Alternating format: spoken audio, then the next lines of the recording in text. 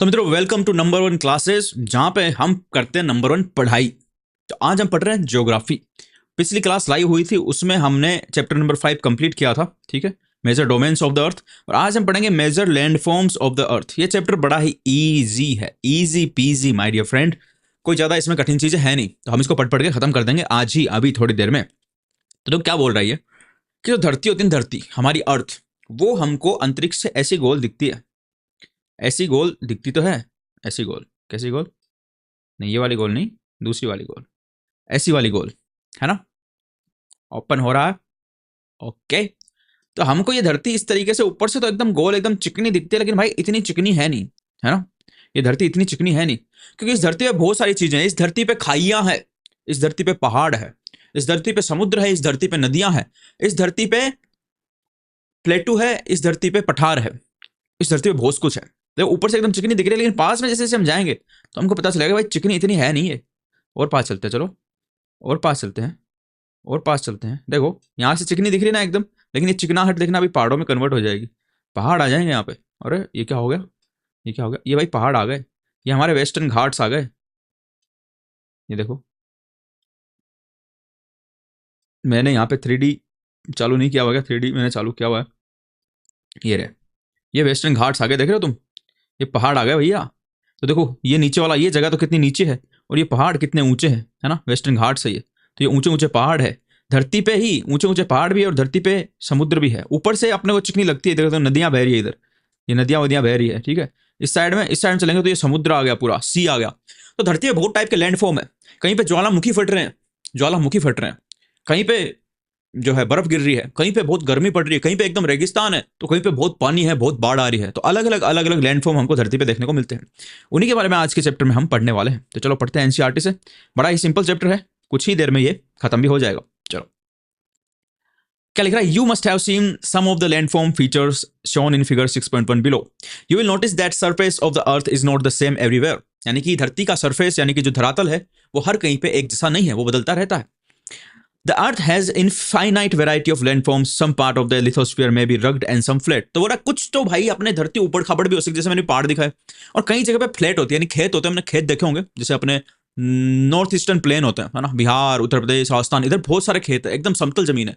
लेकिन हिमालय की तरफ जाएंगे तो वहां ऊपर खबड़ पहाड़ है। तो उसी तरीके से इसने दिखाया इस चित्र में। इस चित्र में देख सकते हो कि यहाँ पे देखो, यहाँ पे पहाड़ है, यहाँ पे पहाड़ है, यहाँ पे पहाड़ है, यहाँ पे देखो, यहाँ पे नदियां बह रही है, ठीक है, यहाँ पे डेल्टा बना हुआ है, ठीक है, और यहाँ पे समतल जमीन है ना, यहाँ पे हिल है।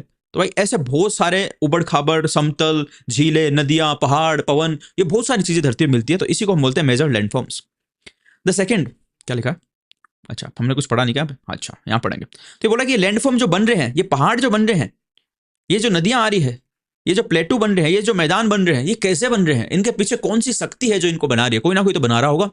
हम भी अपना घर बनाते हैं, कोई बिल्डिंग बनाते हैं, उसमें कई आदमी काम करते तब वो बनती है। तो इन चीजों को बनाने के पीछे कौन सी शक्तियां हैं? तो अभी उन शक्तियों को हम सिर्फ और सिर्फ ऊपर ऊपर से पढ़ेंगे, क्योंकि 6ठी क्लास की फाउंडेशन एनसीईआरटी है। फिर आगे वाली क्लासों में ना हम ज्वालामुखी अलग से पढ़ेंगे, माउंटेन कैसे पढ़ते हैं वो अलग से पढ़ेंगे, नदियां कैसे बनती है वो अलग से पढ़ेंगे, है ना, और मैदान कैसे बनते हैं वो अलग से पढ़ेंगे। सारी डिटेल में पढ़ेंगे आगे।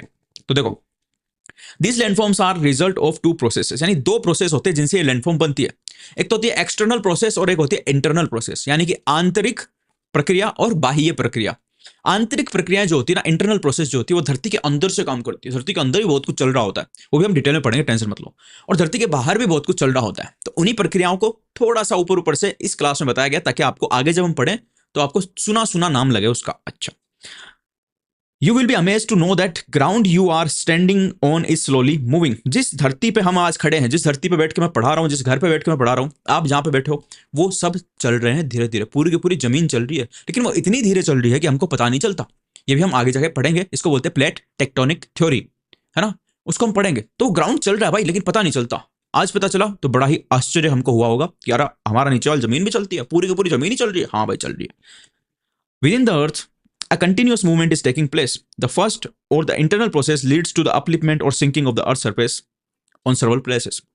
ये बोल रहा है कि धरती के अंदर जो है ना, एक कंटिन्यूअस मूवमेंट चल रहा है। धरती जो हम ऊपर देख रहे हैं ना, ये तो सिर्फ और सिर्फ पपड़ी है धरती की। अंदर धरती के ज्वालामुखी है, लावा है, भयंकर आग लगी हुई है, अंदर बहुत कुछ हो रहा है भाई, अंदर बहुत कुछ हो रहा है। नीचे धरती के अंदर अगर आप यहाँ पे खड़े हो ना, यहाँ पे पेड़ उग रहा है, देखो यहाँ पे ये पेड़ उग रहा है, और इसके नीचे में देखना चाहूँ ना, नीचे कितना है, तो भाई ये 6000 किलोमीटर से भी गहरी है धरती। नीचे धरती का जो सेंटर है ना वो 6000 किलोमीटर से भी 6870 है शायद, मेरे को अभी कंफर्म नहीं पता, कंफर्म बताऊंगा मैं, लेकिन 6000 किलोमीटर से भी ज्यादा गहरी है धरती।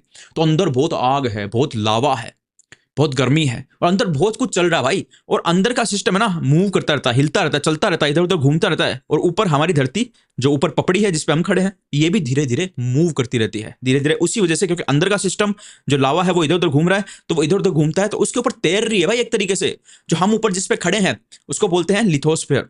क्या बोलते हैं?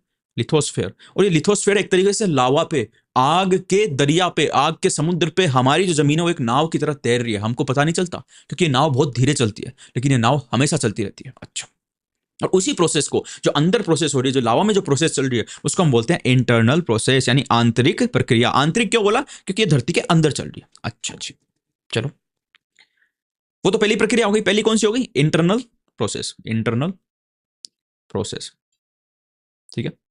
दूसरी प्रक्रिया कौन सी है? द सेकंड और एक्सटर्नल प्रोसेस। दूसरी प्रक्रिया है बाह्य प्रक्रिया। बाह्य यानी जो धरती के अंदर नहीं चल रही बल्कि बाहर चल रही है। तो आप बोलोगे बाहर क्या होता है? तो बाहर अगर आप देखने की कोशिश करो कि बाहर क्या क्या होता है, तो बाहर हवा होती है भाई, बाहर पानी होता है, मेन तो ये होता है ना, आंधी हवा, आंधी वांधी चलती है, पानी, बारिश होती है, नदियां बहती है, पानी होता है। तो ये दो ही मेजर फोर्सेस बाहर होती है, हवा और पानी। The external process is continuous wearing down and rebuilding of earth surface. यानी कि बाहर जो है ना भाई साहब, कुछ भी जैसे पहाड़ है ना, अब इस पहाड़ के हमेशा हवा चलती रहेगी और टकराती रहेगी, ठीक है। और पहाड़ पे से नदी भी हमेशा बहती रहेगी। अब आपने देखा होगा नदी कहीं से बहती है तो उस जगह पे खड्डा हो जाता है, क्यों? क्योंकि वो उसको तोड़ती रहती है, जहां से बहती है ना उस जगह को तोड़ तोड़ के नीचे ले जाती है नदी, है ना। तो इस पहाड़ पे बहुत करोड़ों सालों तक नदी बहती रहेगी, इसको तोड़ती रहेगी, फिर इतना ऊंचा पहाड़ है तो इसको तोड़ के इतना सा कर देगी, है ना, फिर और कम कर देगी, फिर और कम कर देगी, फिर और कम कर देगी, और कम कर देगी। ऐसे करती करती करोड़ों अरबों साल में ये पहाड़ गायब हो जाएगा और यहाँ पे एकदम फ्लैट जमीन बन जाएगी, एकदम फ्लैट जमीन, मैदान बन जाएगा। तो ये करोड़ों साल में होता है। तो आज हम जो मैदान देख रहे हैं, आज हम जो फ्लैट जमीनें देखते हैं, रोडें देखते हैं जो एकदम सीधी है, हमारे खेत देखते हैं जो सब एकदम सीधे हैं, वो कभी ऊबड़ खाबड़ पहाड़ थे वहां पे, लेकिन नदियों ने उनको काट दिया। हवा ने भी, हवा भी करती है कई करोड़ साल तक हवा, मतलब हवा थोड़ी यार पत्थरों को काट सकती है। मास्टर गजब बात करते हो आप, बेवकूफ समझते हो हमारे को? हवा भी कोई पत्थर काट सकती है क्या? अभी मैं कोई पत्थर हाथ में लेके आऊं, उसके फूंक मारता हूं, वो कटेगा थोड़ी? नहीं कटेगा भाई। एक साल में नहीं कटेगा, 2 साल में नहीं कटेगा, 10 साल में भी नहीं कटेगा, 100 साल में भी नहीं कटेगा, 1000 साल में भी कटेगा, 10,000 साल में भी नहीं कटेगा, लेकिन अरबों सालों तक अगर हवा उसके लगती रहेगी तो वो कटेगा, वो कम होगा। अरबों सालों की बात कर रहा हूं मैं, कि हमारे तुम्हारे सब मर जाएंगे, सारे मानव जाति मर जाएगी, सारे जीव जंतु मर जाएंगे, इतने साल लग जाते हैं। और धरती तो भाई अरबों खरबों साल पहले बनी थी, तो तब से ये प्रक्रिया निरंतर चल रही है। हवा और पानी इन उबड़ खाबड़ जगहों को काट के समतल बनाते रहते हैं, ठीक है, समतल बनाते रहते हैं। तो क्या होता है, बाहर वाली जो प्रोसेस है ना, ये तो धरती के अंदर है, ठीक है। मैं देखो दिखाता हूं तुमको सिस्टम कैसे चल रहा है। बिरो बिरो सिस्टम जो है वो बड़ा ही गजब चल रहा। देखो ये धरती है हमारी, ये धरती है, ठीक है, ये धरती, मान लो धरती का सरफेस है ये, है ना। तो अंदर जो लावा वावा है, देखो ये आग, अंदर लावा भरा पड़ा है पूरा, है ना। ये तो क्या करता है, धक्का लगाता रहता है इस धरती के, है ना, और धक्का लगा ज्वालामुखी वालामुखी फटाता है ना, पहाड़ बना देता है, ठीक है। अंदर वाला तो उठाता रहता है धरती को। और बाहर जो हवा है, जो हवा है और जो पानी है, और जो पानी है, वो क्या करते हैं, ये जो उठी हुई चीजें इनको नीचे करते रहते हैं, काटते रहते हैं। यानी बाहर जो चीज है, बाह्य एक्सटर्नल फोर्सेज जो है, एक्सटर्नल, इसको हटाता हूं मैं, फोर्स जो है, एक्सटर्नल फोर्स जो है, वो तो समतल करती रहती है, चीजों को बराबर करती रहती है, और इंटरनल फोर्स जो है वो उठाती रहती है। तो ये हमेशा चलता रहता है। वो अंदर वाले तो उठाते हैं, बाहर वाले उसको समतल करते हैं, ये चलता ही रहता है हमेशा। ये प्रोसेस चलती रहती है हमेशा, अरबों खरबों सालों से चल रही है। The wearing away of earth surface is called erosion. जो उबड़ खाबड़ जगह हैं, पहाड़ है, जब वो टूट जाते हैं और टूट टूट के नदियों के साथ नीचे आ जाते हैं, तो उनको बोलते हैं इरोजन। इरोजन को हिंदी में क्या बोलते हैं, देखो मैं एक बार, मैंने उसको हटा दिया, फिर से लाता हूं मैं, बड़ा काम आता है वो कभी कभी। तो कहाँ गया ट्रांसलेट, ये रहा ट्रांसलेट, ठीक है। यानी धरती, जो ऊबड़ खाबड़ धरती है वो समतल होती है, तो वो टूटती है ना कहीं से, पहाड़ वाड़ टूटते हैं, छोटे होते हैं, तो उनको बोलते हैं इरोजन। इरोजन को हिंदी में बोलते हैं कटाव। कटाव बोलते हैं ना, पानी, पानी ने कटाव कर दिया। पानी कहीं से बहता है, तो मान लो जमीन पे भी तुम पानी डालोगे जोर से मिट्टी में, और पानी कहीं से जाएगा, और फिर वो पानी जब सूख जाएगा तुम देखोगे वहां पे खड्डा सा बन जाता है, तो पानी काटता है हर चीज को जहां से भी जाता है, तो उसको हम बोलते हैं इरोजन, यानी कि कटाव। The surface is being lowered by the process of erosion and rebuild by the process of deposition, ठीक है। इरोजन और डिपोजिशन से, इरोजन से तो सरफेस क्या होता है, टूटता है ना, लोअर होता है, छोटा होता है, हाइट जो उसकी कम होती है। पहाड़ है, पहाड़ से नदी क्या करेगी, इरोड करेगी, उसको काटेगी। मतलब देखो नदी क्या करेगी, मान लो ये है पहाड़, बनाता हूं पहले तो मैं, ये तो जमीन है और ये यहाँ पे कोई पहाड़ है ऊंचा सा, है ना। अब नदी आएगी, नदी, पानी आएगा नदी में, ठीक है। तो पानी क्या करेगा, ऊपर से आएगा, कि बादल बरसेंगे, ऐसे बादल बरसेंगे यहाँ पे, तो यहाँ पे पानी इकट्ठा होगा, फिर नीचे आएगा, नदी बन के नीचे आएगा। तो नदी क्या करेगी, इस पहाड़ को तो काटेगी, ऐसे ऐसे तो काटती रहेगी, और नीचे जाएगी, और नीचे जाएगी, ऐसे काटती रहेगी। और जो चीज काटेगी, मतलब पहाड़ में क्या कटेगा, पत्थर ही कटेंगे ना, पत्थरों के टुकड़ों को काट काट के नदी क्या करेगी, नीचे लाएगी, है ना, नीचे आएंगे नदी के साथ में। फिर यहाँ पे तो क्योंकि ऊंचाई है, तो यहाँ पे नदी की स्पीड बहुत तेज है, लेकिन फिर जैसे नीचे आएगी तो नीचे समतल है, तो यहाँ पे स्पीड हो जाएगी धीरे। अब स्पीड धीरे हो जाएगी तो पत्थरों को भाई लेके जाने के लिए स्पीड चाहिए, स्पीड कम होगी तो वो पत्थर क्या होंगे, वो पत्थर फिर जो ऊपर से तोड़ के लाई नदी, वो सारे यहाँ पे जमा होने लग जाएंगे, यहाँ पे जमा होने लग जाएंगे नीचे। तो ऊपर से तो कटाव होगा, ऊपर से तो कम होगा, ये पहाड़ की साइज कम होती रहेगी धीरे धीरे, और वो सारी चीज नीचे जमा होती रहेगी बराबर, है ना, क्योंकि नदी सीधी चलेगी फिर बराबर यहाँ पे जमा करेगी। तो इसको बोलते हैं डिपोजिशन, जमा करने को बोलते हैं डिपोजिशन। और ये जो काट रही है नदी यहाँ से, इसको बोलते हैं इरोजन, है ना, इसको बोलते हैं कटाव, इसको बोलते हैं जमाव। तो दो दो काम करती है नदी, पहाड़ को, ऊंची जगहों को तो काट के बराबर करती है, उनको तो छोटा करती है, और आगे ले जाके फिर जमीन में उनको फैला देती है, जो भी चीज वो तोड़ के लाई, और उसको वहां पे डिपॉजिट कर देती है, तो इसको डिपोजिशन बोलते हैं, ठीक है। अच्छा, These two processes are carried out by running water, ice and wind। तो ये जो इरोजन और डिपोजिशन की प्रोसेस है, नदी के बारे में तो मैंने समझाया, नदी ऐसे काम करती है, हवा भी ये सेम काम करती है, वहां से तोड़ के लाती है, नीचे जमा करती है। और आइस यानी बर्फ जो होती है, बर्फ भी ये काम करती है। आप बोलोगे बर्फ कैसे करती है, तो देखो बर्फ हम जो देखते हो हमारी फ्रीज में देखते हैं, लेकिन अगर बड़े लेवल की बर्फ की बात करूँ तो जो पहाड़ है बर्फ के, हिमालय है, ये पूरा हिमालय है, ये पूरा बर्फ से ढका होता है। यहाँ पे क्या होता है, मान लो नीली बर्फ है, बर्फ को एक बार नीला समझ लो, तो यहाँ पे बहुत बड़े बड़े बर्फ के गोले जमे हुए रहते हैं यहाँ पे, है ना, ऐसे मान लो इतना बड़ा गोला बर्फ का इस पहाड़ पे यूं जमा हुआ है। लेकिन ये क्या होते हैं, धीरे धीरे पिघलते हैं, बहुत धीरे पिघलते हैं, और पिघल के आगे खिसकते हैं। तो इतनी बड़ी जमी हुई बर्फ जो चिपकी हुई है पहाड़ के, वो आगे खिसकेगी, तो पहाड़ के नीचे लेवल पे जहां पे चिपकी हुई है, इसको भी उखाड़ेगी ना, इसको भी अपने साथ उखाड़ के नीचे ले जाएगी। तो ये भी यहाँ से काटेगा, और काट के फिर यहाँ पे आएगा, ये बर्फ का गोला सरकता सरकता यहाँ पे आ जाएगा, ठीक है। फिर जैसे टेम्परेचर बढ़ेगा, और ये तो पिघल जाएगा, पिघल के बर्फ तो हो जाएगी साफ, लेकिन ये जो टुकड़े तोड़ तोड़ के अपने साथ चिपका के लाई, वो यहाँ पे फिर जमा हो जाएंगे, है ना। तो आइस भी डिपोजिशन और इरोजन करती है, विंड यानी हवा भी डिपोजिशन और इरोजन करती है, और उसके अलावा जो वाटर है, नदी, रिवर, वो भी डिपोजिशन और इरोजन करती है। और ये प्रक्रिया हमेशा चलती रहती है, हमेशा हमेशा चलती रहती है। अच्छा, चलो हम भी चलते हैं बुक में।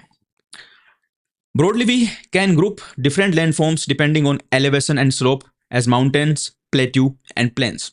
एलिवेशन होता है एक, तो एक स्लोप होता है, ये भी समझ लेते हैं हम, चलो। अरे भाई क्या हो रहा है तुम्हारे, डिफरेंट जो लैंड फॉर्म होते हैं ना, अलग अलग टाइप के जो स्ट्रक्चर होते हैं धरती में, उनको एलिवेशन और स्लोप के हिसाब से बांटते हैं हम। किसके हिसाब से, एलिवेशन और स्लोप। एलिवेशन का मतलब होता है ऊंचाई, कि समुद्र तल से वो कितनी ऊंची है चीज, है ना। और स्लोप का मतलब होता है ढलान। ढलान तो समझते हो ना, ढलान पे हमने साइकिल बहुत चलाई बचपन में, पेडल मार के ऊपर चढ़ाई पे चढ़ाते थे, ऐसे ऊपर चढ़ाते थे, फिर नीचे ढलान आती थी, इस पे मजे से भगाते थे साइकिल को, ठीक है। तो एलिवेशन और स्लोप के हिसाब से चीजों को बांटा गया है। जो चीज बहुत ऊंची होगी और उसके ऊपर चोंच होगी, चोंच, और ऐसे फिर नीचे आएगी, तो इसको तो हम क्या बोलेंगे, इसको तो हम बोलेंगे माउंटेन, पर्वत, है ना। जिसमें चोटी होती है, चोटी यानी ऊपर से एकदम वो छोटा होता है, नीचे से चौड़ा रहता है, बेस उसका चौड़ा रहता है, बेस चौड़ा रहता है, ऊपर जैसे जैसे जाता है वैसे छोटा होता रहता है। तो इसकी ढलान बहुत ज्यादा होती है माउंटेन की, है ना। हिमालय के देखोगे माउंटेन, जैसे मैं दिखाता हूँ, देखो हिमालय के माउंटेनों की ढलान कितनी खतरनाक है, देखना। सारी चीजें देखते देखते चलेंगे ताकि तुम्हारे खोपड़े में सब कुछ घुस जाए। तो हिमालय का एक अच्छा माउंटेन दिखाता हूँ, जो हमारे भारत का सबसे ऊंचा माउंटेन जिसको बोला जाता है। चलो लेके चलता हूँ तुमको मित्रों हिमालय पे। तो ये आ गए हम हिमालय पे, हिमालय की केटू चोटी पे। अब ऊपर से तो ऐसा दिख रहा है, लेकिन इसको मैं ऐसे करूं तो ये देखो, ये है पर्वत, माउंटेन, दिख रहा है। मैंने जैसे बोला ना, नीचे से ये चौड़ा है, ऊपर से देखो एकदम चूंच आ गई इसकी, है ना, ऊपर से चूंचदार है। इसको बोलते हैं केटू। क्या बोलते हैं, केटू, देखो। और हिमालय के अधिकतर पर्वत ऐसे ही मिलेंगे आपको। एवरेस्ट दिखाऊं आपको, माउंट एवरेस्ट जो सबसे ऊंचा है दुनिया का। चलो एवरेस्ट पे चलते हैं सीधा, बिना टिकट, भाई साहब कोई टिकट कोई वीजा कुछ नहीं देना, सीधा एवरेस्ट पे चलेंगे। ये आ गया भाई माउंट एवरेस्ट पे, ये देखो भैया माउंट एवरेस्ट। ओ भाई साहब देख रहे हो, वही सेम चीज है, नीचे से चौड़ा है, ऊपर से चूंचदार है, और ये 8.5 किलोमीटर ऊंचा है माउंट एवरेस्ट, है ना। तो इसको हम क्या बोलते हैं कि एलिवेशन, ऊंचाई कितनी है इसकी, बहुत ज्यादा, 8.5 किलोमीटर।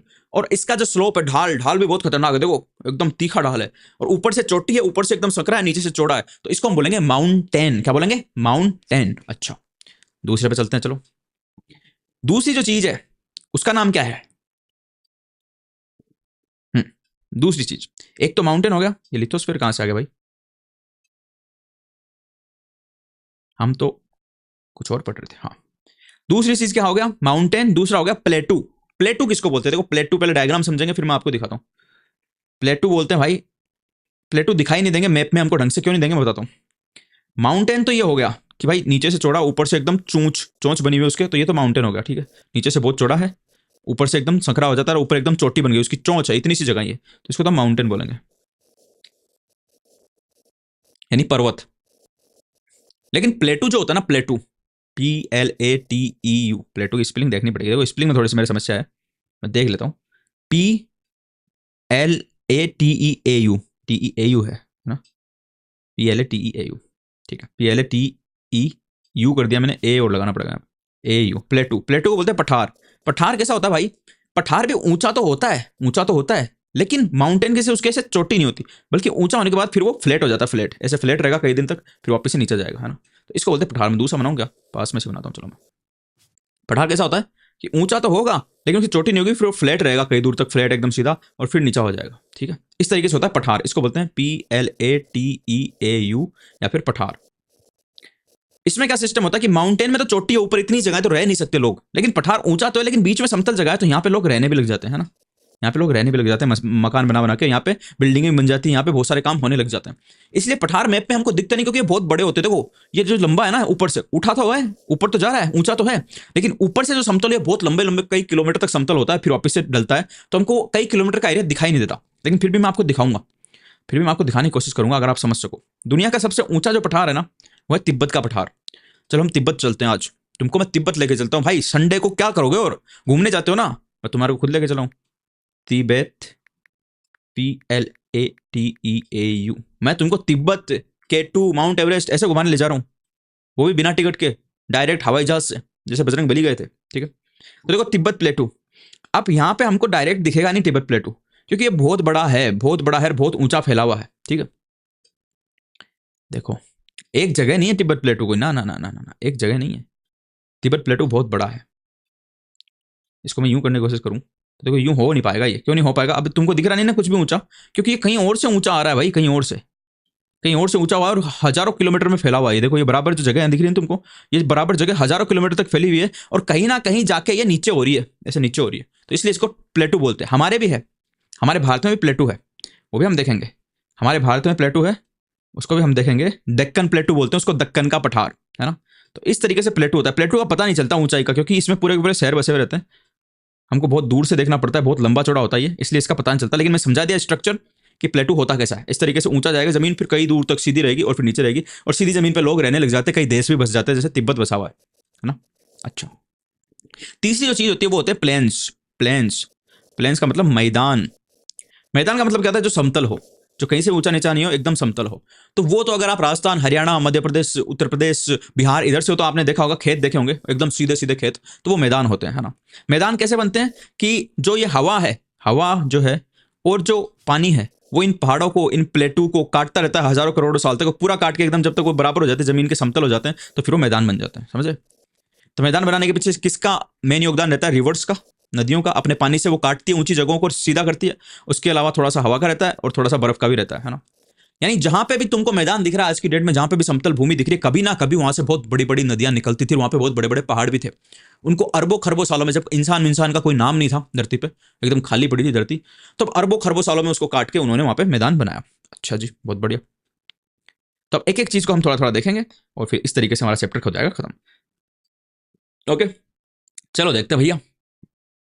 बड़ा सिंपल चैप्टर, बड़ा ही सिंपल। ये लिथोस्फीयर में क्यों आ जाता है बार बार में, इसको क्या मजा आता है लिथोस्फीयर में। चलो सबसे पहले देखते हैं हम माउंटेन्स, ठीक है। A mountain is a natural elevation of the earth surface. The mountains may have small summit and a broad base. तो बोल रहा है कि माउंटेन जो होता है वो नेचुरली, जो इंटरनल प्रोसेस होते हैं ना, जिनको हम आगे पढ़ेंगे, उनकी वजह से धरती का सरफेस, धरती का जो तल है वो उठ जाता है, और उठने की वजह से इस तरीके का स्ट्रक्चर, भाई रुक जा, इस तरीके का स्ट्रक्चर बन जाता है, जिसको हम बोलते हैं माउंटेन। तो माउंटेन का एक तो बेस होता है जो कि चौड़ा होता है, ऊपर जा जाते हैं वो संकरा होता है, और जो ऊपर से माउंटेन होता है उसको हम, जो ऊपर चोंच होती है ना, इसको बोलते हैं हम समिट। तो कोई भी माउंट एवरेस्ट के एकदम ऊपर चढ़ जाता है तो क्या बोलता है कि मैं माउंट एवरेस्ट की समिट को फतेह करके आया हूं, यानी मैं माउंट एवरेस्ट की चोटी पे जाके आया हूं। समिट या फिर चोटी भी बोलते हैं इसको, चोटी। जैसे हमारी चोटी होती है ना एकदम सिर के पीछे छोटी सी, ऊपर ऊपर होती है चोटी एकदम सिर के, तो वैसे ये भी चोटी होती है जो सबसे ऊपर होती है। It is considerably higher than the surrounding area, यानी माउंटेन जो होते हैं वो आसपास के एरिया से बहुत ऊंचे होते हैं। जैसे माउंट एवरेस्ट 8,848 मीटर ऊंचा है भाई, 8.5 किलोमीटर से भी ज्यादा ऊंचा है वो। Some mountains are even higher than the clouds, बोल रहा है कि बादलों से भी ऊंचे होते हैं कई माउंटेन। तो पक्की बात है भाई, ये जो ये है ना माउंट एवरेस्ट, इसके नीचे बादल रहते हैं भाई, ये बादलों से भी ऊंचा है। आप माउंट एवरेस्ट पे खड़े होकर नीचे बादल देख सकते हो, इतने ऊंचा है माउंट एवरेस्ट।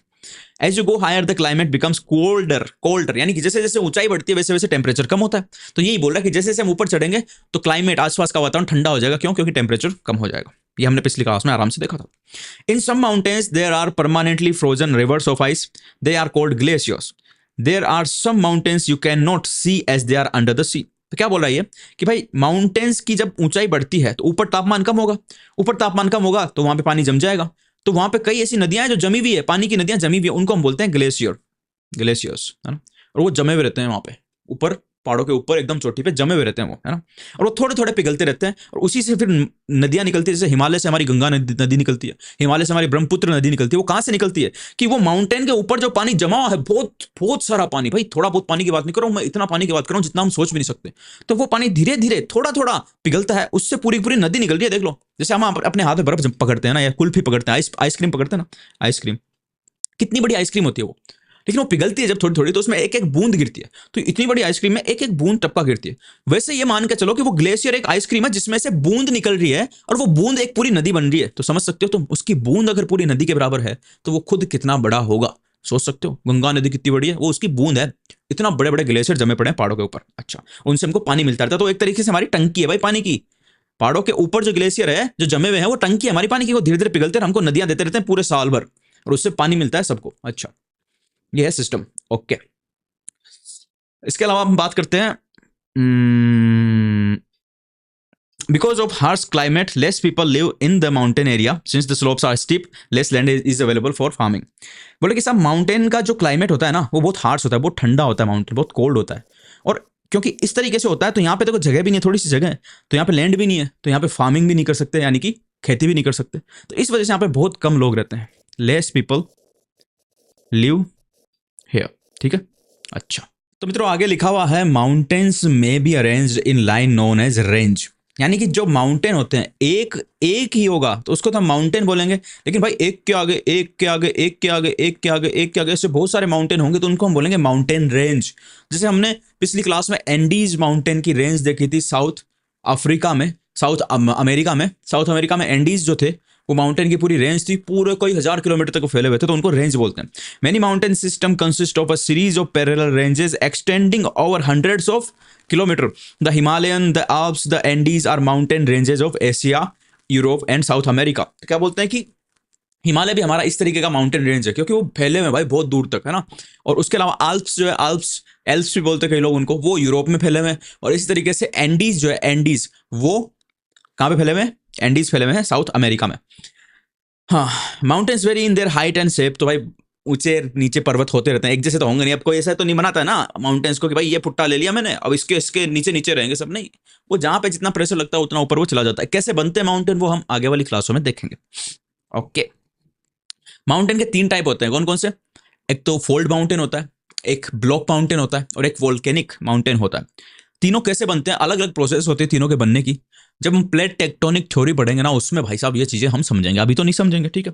लेकिन ये मान के चलो कि हिमालय जो है वो फोल्ड माउंटेन है। फोल्ड माउंटेन का मतलब देखो सीधा सा होता है। मेरे पास कोई कागज हो तो मैं तुमको दिखा दूं, कागज होगा तो हम दिखा देंगे। मेरे पास एक चीज है, क्या है मेरे पास? देखो, हाँ मेरे पास ये है, ये ओरियो का बिस्किट का पैकेट है, ठीक है। अभी फोल्ड माउंटेन का मतलब क्या होता है? जैसे ये बिस्किट सीधा है ना, तो ये कुछ भी नहीं, यहाँ पे सीधी जमीन है ना, सीधी सीधी जमीन है, लेकिन मैं दोनों साइड से धक्का लगाऊंगा तो देखो क्या हो गया, ये ऊपर उठ गया ना। देखो सीधा है और दोनों साइड धक्का लगाया तो ऊपर उठ गया। तो ये क्या हो गया? ये फोल्ड हो गया। फोल्ड होने से इसकी ऊंचाई बढ़ गई तो ये माउंटेन बन गया। तो इसी तरीके से जमीन में भी धक्का लगता है एक, मैंने बताया जमीन चलती रहती है, वो आगे हम पूरा डिटेल में पढ़ेंगे। अभी समझ लो कि जमीन के इस साइड से धक्का लगता है तो बीच की जगह जो है वो उठ जाती है, और उठने से उसको बोलते हैं फोल्ड माउंटेन। क्यों? क्योंकि वो फोल्ड हो गई, ठीक है। दूसरा आता है ब्लॉक माउंटेन। ब्लॉक माउंटेन में क्या होता है? जैसे जमीन है, ठीक है। अब कभी कभी क्या होता है, एक जगह की जमीन ऊपर उठ जाती है ना, क्योंकि नीचे से दबाव लगता रहता है तो ऊपर उठ जाती है। कैसे लगता है दबाव वो सारा हम पढ़ेंगे। तो ऊपर उठ गई और बाकी जमीन तो वहां की वहां रह गई, लेकिन कुछ हिस्सा उसका ऊपर उठ गया तो वो ब्लॉक माउंटेन बन गया। लेकिन कई बार ऐसे भी होता है कि बीच का हिस्सा जहां पे वहीं पे रहेगा, लेकिन साइड के हिस्से दब जाएंगे नीचे, तो भी बीच वाला हिस्सा ऊंचा हो जाएगा, तो उसको बोलते हैं ब्लॉक माउंटेन। और तीसरा होता है वोल्केनिक माउंटेन। वोल्केनिक माउंटेन में क्या होता है, कहीं पे वोल्केनो फूटता है, यानी ज्वालामुखी फूटता है और फिर लावा निकल के जमा होता रहता है, एक के ऊपर एक के ऊपर एक के जमा होता था, ठंडा होता है, जमा होता है, ठंडा होता है, तो ऊपर तक एक माउंटेन बन जाता है, उसको बोलते हैं वोल्केनिक माउंटेन। अच्छा, ये तीनों कैसे बनते हैं डिटेल में अपन देखेंगे, अभी टेंशन मत लो उसकी। The Himalaya mountain and the Alps are young fold mountain with rugged relief and high conical peaks. The Aravalli range is in India one of the oldest fold mountain system in the world. तो देखो अरावली जो है ना हमारे भारत में वो भी fold mountain है, और हिमालय जो है वो भी फोल्ड माउंटेन है, लेकिन हिमालय बहुत जवान है। अब बोलोगे हिमालय जवान है, हाँ भाई हिमालय बहुत जवान है, हिमालय कुछ करोड़ अरब साल पुराना ही है, लेकिन जो अरावली है वो खरबों साल पुरानी, खरबों। कोई बोलता है कि कोई टाइम पे अरावली के जो पहाड़ है ना वो हिमालय से भी ऊंचे हुआ करते थे। तो देखो वो इतने पुराने हैं कि वो हिमालय से भी ऊंचे जो पहाड़ थे वो पानी और हवा से इतने घिस गए कि अब इतने से रह गए हैं जिनको पहाड़ भी नहीं बोलते लोग, पर्वत ही बोलते हैं, मतलब पहाड़ी बोलते हैं, पर्वत भी नहीं बोलते। इतने घिस गए वो, घिस घिस के इतने छोटे हो गए वो। तो वो सबसे पुराने दुनिया के जो एकदम स्टार्टिंग में जो पहाड़ बने थे ना उनमें से भी अरावली एक आते हैं, लेकिन हिमालय बहुत नए हैं। और यूरोप के एल्प्स जो है वो भी नए हैं, ठीक है। ये फोल्ड माउंटेन सिस्टम है सारे, अरावली भी, एल्प्स भी और हिमालय भी। अच्छा, एंडीज भी। अच्छा जी। The ranges has considerably worn down due to process of erosion. The Appalachians in North America and the Ural Mountains in Russia have rounded features and low elevation. They are very old fold mountain. तो जो Appalachians है और अरावली है और रसिया में जो Ural mountain है ये सब बहुत पुराने थे, तो इसलिए ये घिस गए, घिस घिस के छोटे हो गए, है ना। लेकिन हिमालय हो गया और आल्प्स हो गया यूरोप में, ये सब नए फोल्ड माउंटेन, तो ये बहुत ऊंचे, अभी बहुत ऊंचे। ब्लॉक माउंटेन की बात करें तो block mountains are created where large areas broken and displaced vertically. देखो ब्लॉक माउंटेन का सिस्टम क्या होता है, जैसे ये बीच की जमीन थी ना, ये पहले पूरी जमीन सही थी, सीधी थी, ऐसे सीधी, है ना। लेकिन फिर क्या हुआ, ये इसकी साइड की जमीन धस के नीचे चली गई और इस साइड की धस के नीचे चली गई, तो भाई देखो ये ऊपर रह गई ना, साइड वाली नीचे हो गई तो ये ऊंची हो गई, तो ये ऊंची हो गई तो इसको बोलेंगे फोल्ड माउंटेन। और ये फोल्ड माउंटेन का होस्ट बोलेंगे इसको, जो ऊंचा भाग रह जाएगा उसको होस्ट बोलेंगे, जो धस जाएगा उसको बोलेंगे ग्रेबन, ठीक है। अब इधर से धसी तो भाई इधर वाली ऊंची रह गई, ये वाली धस गई, तो ये माउंटेन बन गई। ये कैसे बने, क्योंकि साइड वाली जमीन धस गई। धस गई क्यों, क्योंकि नीचे बहुत सिस्टम चलते रहते हैं धरती के नीचे लावा का, तो उस सिस्टम की वजह से धस गई और फोल्ड माउंटेन बने हुए रह गए, है ना। तो इनको बोलते हैं फोल्ड माउंटेन। ओके, नहीं इनको ब्लॉक माउंटेन बोलते, सॉरी फोल्ड माउंटेन नहीं बोलते, ब्लॉक माउंटेन बोलते हैं। फोल्ड माउंटेन तो ऐसे उठते हैं जो दोनों साइड से प्रेशर लगने से मुड़ के, उनको बोलते हैं। इनमें जमीन धसती है, कोई प्रेशर नहीं लगता, जमीनें धस जाती है या फिर ऊपर उठ जाती है, तो उससे ब्लॉक माउंटेन बनते हैं, ब्लॉक, ठीक है। और जो खड़ा हुआ रहता है ऊंचा उसको होस्ट बोलते हैं, और जो नीचे धस जाता है उसको ग्रेबन बोलते हैं। ये आगे भी हम देखेंगे, टेंशन ना लेना। The uplifted block of are termed as horst and the lower block are called graben. यानी जो ऊंचा रह जाता है ब्लॉक उसको तो हम बोलते हैं होस्ट, और जो नीचे रह जाता है, नीचे चला जाता है, उसको बोलते हैं graben. The Rhine valley and the वोस्गेस mountain in Europe are example of such mountain system. तो भाई एग्जाम्पल थोड़े बहुत याद करने पड़ते हैं, क्योंकि आ जाता है इनमें से कौन सा फोल्ड माउंटेन का एग्जाम्पल है, इनमें से कौन सा ब्लॉक माउंटेन का एग्जाम्पल है। तो यहाँ पे राइन वैली जो है यूरोप की, और वोस्गेस, अब इसको क्या बोलोगे तुम, वोस्गेस ही बोलोगे ना। वोस्गेस माउंटेन जो है वो फोल्ड उसके ब्लॉक माउंटेन का उदाहरण है यूरोप में। और हमारे भी यहाँ पे सतपुड़ा जो है ना, सतपुड़ा वो भी ब्लॉक माउंटेन का उदाहरण है। Locate them on world map in atlas and find the some more example of this type in landform. फिर तीसरा हुआ था, एक हमने देख लिया फोल्ड माउंटेन की, भाई दोनों साइड से प्रेशर लगा तो बीच की जगह फोल्ड होकर ऊपर उठ गई, इसको बोलेंगे फोल्ड माउंटेन। ब्लॉक माउंटेन मतलब सीधी थी जमीन, लेकिन फिर कहीं की जमीन धस के नीचे चली गई, तो ये वाली नीचे चली गई, इधर वाली धस के नीचे चली गई, तो बीच वाला ऊंचा रहेगा, तो इसको हमने बोला ब्लॉक माउंटेन, ब्लॉक जैसा बन गई। अब हम वोल्केनिक माउंटेन की बात करेंगे, यानी कि वोल्केनो निकला, ज्वालामुखी निकला, और फिर वो जमा होता गया और ऊंचा उठ के बहुत बड़ा एक माउंटेन बन गया लावा की वजह से, अंदर से निकलने वाले ज्वालामुखी की वजह से, उसको बोलते हैं हम वोल्केनिक माउंटेन। तो उसके बारे में पढ़ लेते हैं। Volcanic mountains are form due to volcanic activity. Mount Kilimanjaro, Africa में एक है, किलिमंजारो लड़की पर्वत की यारो, इसका रूप निहारो यारो यारो, रजनीकांत की फिल्म का गाना था ये। तो उसमें जो किलिमंजारो की बात की जा रही थी, वो किलिमंजारो, माउंट किलिमंजारो है, वो ज्वालामुखी से बना हुआ एक पर्वत है और वो अफ्रीका में है। और माउंट फुजियामा, फुजियामा नाम से समझ में आ जाएगा, जापान में, ये ज्वालामुखी से बने हुए पर्वत है, किलिमंजारो और फुजियामा। तो एक एक दो नाम याद रखने पड़ेंगे। ब्लॉक माउंटेन में कौन कौन से हैं, फोल्ड में कौन कौन से उदाहरण हैं, और वोल्केनिक माउंटेन में कौन कौन से उदाहरण हैं, इनको याद कर लेना। माउंटेन्स बहुत यूजफुल होते हैं, माउंटेन्स में पानी स्टोर होता है, माउंटेन में ग्लेशियर रहते हैं जिससे हमको पानी मिलता रहता है, उनमें रिजर्वेयर बनते हैं, है ना, रिवर वैली बनती है, फ्लोरा फ्लोना बहुत सारे, वहाँ पे बहुत सारे जंगल वंगल भी रहते हैं, तो बहुत बढ़िया रहते हैं माउंटेन। देखो ये रहा, यहाँ पे तो यहाँ से लावा निकल रहा है, ठीक है, और निकल के यूं इकट्ठा होएगा, और फिर जैसे जैसे इकट्ठा होगा ठंडा होता रहेगा, फिर और निकलेगा और इकट्ठा होगा, ठंडा होगा, इस तरीके से माउंटेन बनता रहेगा, इसको बोलेंगे वोल्केनिक माउंटेन। हाँ, ये देखो ये वोल्केनिक माउंटेन है एक, ये इसका कौन है, जहाँ से अंदर से लावा यूं निकल रहा है, धरती के अंदर से यहाँ से निकल रहा है और निकल के यूं फैले जा रहा है, तो माउंटेन की ऊंचाई और बढ़ती जा रही है, ठीक है। अच्छा, ओके, अब प्लेट्यू की बात करते हैं, बाकी ये तो पढ़ने वाली चीजें पढ़ लेना आराम से, कोई ज्यादा काम की है नहीं। प्लेट्यू की बात करते हैं, प्लेट्यू को बोलते हैं हिंदी में पठार। पठार मैंने बताया क्या होता है, जो पहले ऐसे ऊंचा जाएगा फिर बराबर रहेगा कहीं दूर तक, फिर वापस से नीचे जाएगा, तो इसको बोलते हैं पठार, प्लेट्यू, ठीक है। A plateau is an elevated flat land. It is a flat top table land standing above the surrounding area. तो देखो टेबल लैंड बोल रहा है, इसको टेबल लैंड क्यों बोल रहा है प्लेट्यू को, इसलिए बोल रहा है कि टेबल कैसी होती है हमारे घर पे, टेबल ऐसी तो होती है, ये टेबल ऐसे ऊंची जाती है और फिर यूं रहती है, और फिर ऐसे हो जाती है, ठीक है। हम सामने बैठ के खाना खाते हैं यहाँ पे बीच में रख के। तो प्लेट्यू भी ऐसा ही होता है, पहले ऊंचा जाएगा, फिर फ्लैट रहेगा, फिर नीचे आ जाएगा। तो वो टेबल लैंड के जैसे ही दिखता है, टेबल के जैसे दिखता है, इसलिए उसको टेबल लैंड बोलते हैं। A plateau may have one or more sides with steep slopes। देखो यहाँ पे ये प्लेट्यू है ना, ऊपर देखो फ्लैट है ये लैंड, और फिर अचानक से देखो यहाँ पे नीचे देख रहे हो तुम, एकदम से खड्डा। ऊपर बहुत किलोमीटर तक फ्लैट लैंड है, लेकिन नीचे खड्डा है, तो इसको बोलते हैं plateau. Okay. The height of the plateau often varies from few hundred meters to several thousand meters। Plateaus like mountains may be young or old। Plateau भी जो है, जैसे हमने पहाड़ों का देखा कि हिमालय यंग माउंटेन है, आल्प्स यंग माउंटेन है, अरावली बहुत पुराना है ना, तो इस तरीके से प्लेट्यू भी जो है ना वो यंग या फिर ओल्ड हो सकते हैं, यानी जवान या फिर बूढ़े हो सकते हैं। The Deccan plateau in India is one of the oldest plateau. जो डेक्कन प्लेट्यू ना हमारा, जिस पे महाराष्ट्र और इस साइड की जगह बसी हुई है ना, वो बहुत पुराना है, बहुत पुराना, बहुत पहले बना था। धरती पे इंसान नहीं आए थे ना, उससे भी पहले बन गया था डेक्कन प्लेट्यू। अच्छा। The east African plateau in Kenya, यानी अफ्रीका में भी एक है ईस्ट अफ्रीकन प्लेट्यू, केन्या में है। तंजानिया और युगांडा, तीनों में फैला हुआ है East African plateau. Kenya, Tanzania, Uganda, KTU। Kenya, Tanzania, Uganda में कौन फैला हुआ है? East African plateau. अच्छा। And the western plateau in Australia. Western plateau Australia में है। ईस्टर्न अफ्रीकन प्लेट्यू है केन्या, तंजानिया, युगांडा में। और डेक्कन प्लेट्यू हमारा नीचे है भारत में। ये सारे पुराने पुराने प्लेट्यूज के एग्जाम्पल है। तिब्बत प्लेट्यू जो हमने देखने की कोशिश की थी, देख नहीं पाए थे क्योंकि बहुत बड़ा है वो। is the biggest plateau, highest plateau in the world with the height of 4,000 to 6,000 metre above the mean sea level। यानी तिब्बत का जो प्लेटो है ना, तिब्बत का पठार, वो भाई साहब 4,000 से 6,000 मीटर ऊंचा है सी लेवल से। High high. Plateaus are very useful because they are rich in mineral deposit। As a result, many of the mining areas in the world are located in the plateau areas। African plateau is famous for gold and diamond mining। In India, huge reservoir of iron, coal and manganese are found in the छोटा Nagpur plateau. तो बोलते जो plateau जगह होती है ना, plateau वाली जगह जो होती है, वहां पे बहुत सारे खनिज निकलते हैं, खाने चलती है वहां पे बहुत सारी। तो जो अफ्रीका में प्लेट्यू है, उसमें भाई साहब, उसमें डायमंड और सोना निकलता है। क्या? हीरा और सोना, हीरा और सोना निकलता है वहां पे।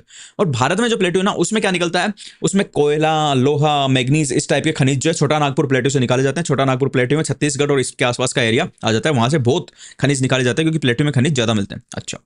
इन the plateau area there may be several waterfalls as river falls from the great height. In India, Hundru Fall in Chota Nagpur Plateau on the river Subarnarekha and the Jog Fall in the Karnataka are example of the such waterfall। तो पता है waterfall का मतलब क्या है? जैसे देखो ये ऊंचा है, ऊंचा जाके फिर बराबर है यहाँ है, तो यहाँ से कोई पानी बहेगा बहेगा बहेगा, फिर इस ढलान पे आएगा तो अचानक से नीचे गिरेगा ना, और जो नीचे गिरता है उसको बोलते हैं झरना। झरने को इंग्लिश में बोलते हैं वाटरफॉल, और वो देखने में सुंदर लगता है तो लोग देखते हैं उसको। तो ऐसे दो जो बढ़िया बढ़िया झरने हैं जो कि प्लेट्यूज के पास में है भारत में, उनका नाम क्या है? उन झरनों का क्या नाम है बताओ? प्लेट्यूज के पास में दो जो झरने हैं, उन झरनों का नाम क्या है? एक तो है हुंड्रू फॉल, छोटा नागपुर प्लेट्यू में है, सुवर्ण रेखा नदी पे। तो सुवर्ण रेखा नदी पे हुंड्रू फॉल है, और ये किस प्लेट्यू में है? छोटा नागपुर प्लेट्यू में। और दूसरा है जोग फॉल, जोग फॉल है ना, जोग फॉल। ये कहां पे है? जोग फॉल कहां पे है? ये कर्नाटक में है। जोग फॉल इन कर्नाटक, तो कर्नाटक के आसपास वाला प्लेट्यू है, उस पे ये जो है जोग फॉल है। ठीक है। ये किसके एग्जाम्पल है? ये प्लेट्यू से होने वाले, पठार से होने वाले झरनों के एग्जाम्पल है। अब प्लेन्स की बात करें, प्लेन यानी प्लेन जमीन, सीधी जमीन, जहां पे खेती की जाती है, जहां पे लोग रहते हैं, जहां पे शहर बसे हुए, जहां पे रोड बनाई जाती है, जो सारा काम सिस्टम बढ़िया बढ़िया जहां पे होता है, उसको बोलते हैं plains. Plains are the largest stretches of flat land. They are generally not more than 200 metre above the mean sea level. तो बोलते हैं कि साहब एकदम सीधी सीधी जमीन होती है प्लेन्स में, दूर दूर तक एकदम सीधी जमीन दिखेगी, कोई भी उबड़ खाबड़ पहाड़ वहाड़ कुछ नहीं दिखता। तो ये जो है, ये समुद्र तल से 200 से 300 मीटर ही ऊंचे होते, ज्यादा ऊंचे नहीं होते।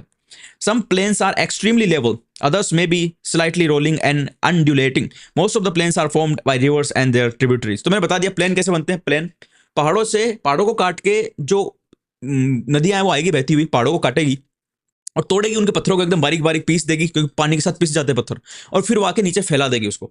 तो जहां जहां वो फैलाएगी, वो हवा क्या बनता रहेगा? प्लेन बनता रहेगा। हमारे जो आज की डेट में हम जो देखते हैं ना, ये यूपी, बिहार, राजस्थान है ना, इनमें जो हम खेत देखते हैं बड़े बड़े, भाई पहले वो खेत नहीं थे। जब भारत टकराया था, भारत जो है ना वो यहाँ पे नहीं था पहले।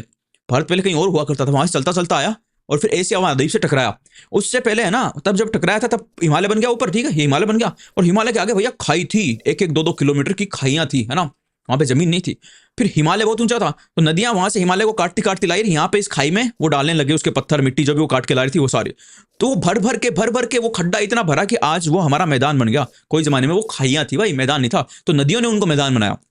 और नदी ये काम आज भी करती है, नदी ये काम आज भी करती है। नदी यूं बहती हुई आती है हिमालय से, और वो जो भी लाती है काट के मिट्टी पत्थर उनको यहाँ पे बिछा देती है, ठीक है, इस जमीन पे बिछाती रहती है, और इस जमीन को और ज्यादा आगे समतल बनाती रहती है। और फिर नदी यूं जाएगी, नदी जाके कहाँ पे मिलेगी, नदी जाके समुद्र में मिलेगी। तो समुद्र में जहाँ पे मिलेगी, मान लो ये तो जमीन खत्म हो रही है, यहाँ से नदी आ रही है और समुद्र में मिल रही है ना, तो कुछ मसाला, कुछ कचरा, कुछ तोड़े हुए पत्थर वत्थर यहाँ भी लेके आएगी और समुद्र के किनारे भी डाल देगी। तो समुद्र के किनारे पे वो इकट्ठा होते रहेंगे, है ना। फिर मान लो ये वाली जगह भर गई तो फिर नदी आगे डालेगी और आगे भरेगा, तो समुद्र के किनारे पे भी फैलते रहेंगे वो, है ना, और यहाँ पे भी जमीन बनती रहेगी। नदी ला रही है सारा पत्थर वत्थर अपने साथ और समुद्र के किनारे उनको इकट्ठा कर रही है। तो समुद्र के किनारे जहाँ पानी था वहां पे भी वो भर भर के पानी के अंदर जाएंगे, एक बन जाएगा, दोबारा गिरेगा, उससे ऊंचा बनेगा, और जाएगा, उससे ऊंचा बनेगा। तो एक दिन ऐसा आएगा ऊंचा बनता बनता वो पानी से ऊपर आ जाएंगे, फिर इकट्ठा हो जाएंगे। तो इसको हम बोलेंगे डेल्टा। जो समुद्र किनारे नदी पत्थर वत्थर लाके इकट्ठा करती है और वो पानी से ऊपर जाते हैं, एक जमीन सी बन जाती है, उसको हम डेल्टा बोलते हैं। और बाकी मैदानों में ये जो पत्थर वत्थर डालेगी, इससे मैदान उपजाऊ बनेंगे, वहां पे जमीन और बनती रहेगी, है ना। तो जो ये बोल रहा है कि जो हमारे खेत है, जो हमारे प्लेन है, वो हर जगह एकदम समतल नहीं है, वो कई जगह थोड़े बहुत ऊबड़ खाबड़ भी है, लेकिन लगभग सारे समतल है, ठीक है। Generally plains are very fertile. ये जो प्लेन होते हैं, जो खेत होते हैं, ये जो मैदान होते हैं, ये बड़े उपजाऊ होते हैं, इनमें की जाती है खेती। ओके, कंस्ट्रक्शन ऑफ भाई रुकना, construction of transport network is easy, thus the plains are very thickly populated region. देखो क्या होता है, सीधी बात बताऊं, जो खेत है ना, सीधी सीधी जमीन है, वो सब चीजों के लिए अच्छी है। वहां पे खेती करके पेट भर सकते हैं, वहां पे ट्रांसपोर्ट सिस्टम पूरे रोड वोड बना सकते हैं, वहां पे मकान बना सकते हैं, वहां बिल्डिंग बना सकते हैं, वहां सब कुछ कर सकते हैं। तो वहां पे भारत में सबसे ज्यादा अगर कहीं पॉपुलेशन मिलेगी तो कहां मिलेगी, मैदानी क्षेत्र में मिलेगी। कहां मिलेगी, मैदानी क्षेत्र में। पहाड़ों में भाई जमीन बनाना, पहाड़ों में रोड बनाना बहुत मुश्किल, पहाड़ों में खेती नहीं हो सकती, पहाड़ों में रहना बहुत मुश्किल, पहाड़ों में कभी बहुत ज्यादा बरसात में बहुत ज्यादा बाढ़ आ जाती है, ऊपर से मतलब सुना होगा ना, उत्तराखंड में बाढ़ आ जाती है, पहाड़ टूट जाते हैं, लोगों के मकान बह जाते हैं, वो सिस्टम, वो समस्याएं होती रहती है। लेकिन मैदान में इतनी समस्या नहीं है, तो इसीलिए बहुत ज्यादा जनसंख्या भारत की मैदानी क्षेत्र में रहती है। क्यों? क्योंकि वहां पे रहना आसान है। तो भारत का अगर मैप में दिखाऊं एक तुम लोगों को, कहां पे गया भारत का, अगर तुमको एक मैप दिखाऊं, देखो एक चीज दिखाता हूं मैं तुमको, भारत का एक मैप मैं तुमको दिखाता हूं। ओके, कहां पे है वो map, map map map map map map map map map map map map map map map, ये वाला ये क्या, नहीं ये वाला नहीं, ये वाला, ये देखो, ये जो है ये भारत का मैदानी क्षेत्र है। कौन सा क्षेत्र है, मैदानी क्षेत्र, कौन सा वाला, ये देखो, ये पंजाब, राजस्थान, हरियाणा, उत्तर प्रदेश, मध्य प्रदेश, बिहार, इतनी दूर में मैदान फैले हुए हैं। इससे ऊपर पहाड़ है ना, और इसके नीचे पठार है, ये मैदानी क्षेत्र है। तो मैंने क्या बोला, मैदानी क्षेत्र में रहना आसान होता है, तो वहां पे बहुत भीड़ रहेगी, बहुत ज्यादा लोग रहेंगे इतनी सी जगह में। तो देखो मैं आपको भारत की जनसंख्या घनत्व दिखाता हूं कि कौन सी जगह पे कितने ज्यादा लोग रहते हैं। तो इसको देखो, इसमें जो जितना ज्यादा लाल होगा ना, जितना ज्यादा रेड होगा, वहां पे उतने ही ज्यादा लोग रह रहे होंगे, है ना।